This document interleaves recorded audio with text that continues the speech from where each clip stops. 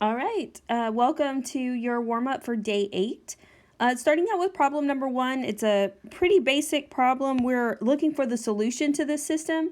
And remember, anytime you are working on a graph, the solution to the system is actually the point where those lines cross. So we're wanting to figure out what coordinate point this is, and my x value is a 1 and my y value is a -3.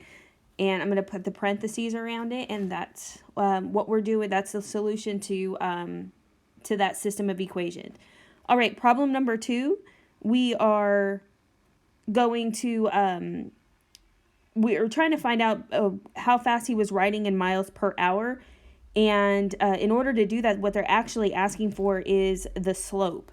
So we see that here, that is crossing through the origin, which means it's proportional. And remember, if it's proportional, in order to find the slope, there's a shortcut we can take. And we just put our y at the top and our x at the bottom. Now I'm going to follow this line, and it looks like this is the only point that is perfectly on one of those crosses in the background.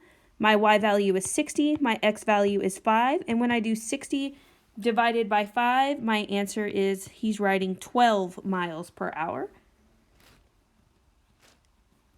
And then for problem number 3, we are finding the MAD, which is our mean absolute deviation. And it's telling us that we're doing this for 6 students. The first thing I'm going to do is I'm going to find the average. So I'm going to add all of these numbers together, and then I'm going to divide by 6 because there are 6 numbers.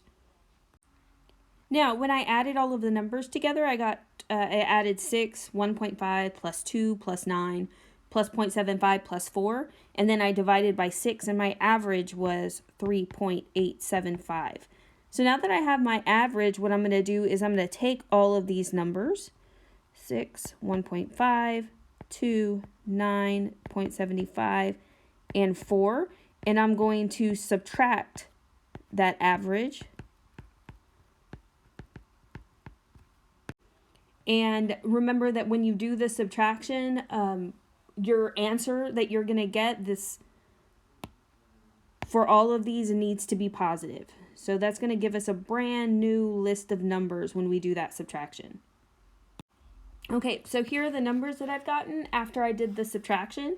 And then the next thing I'm going to do is I'm going to take all of those numbers and I'm going to add them together and then divide by 6. I'm going to find the average again.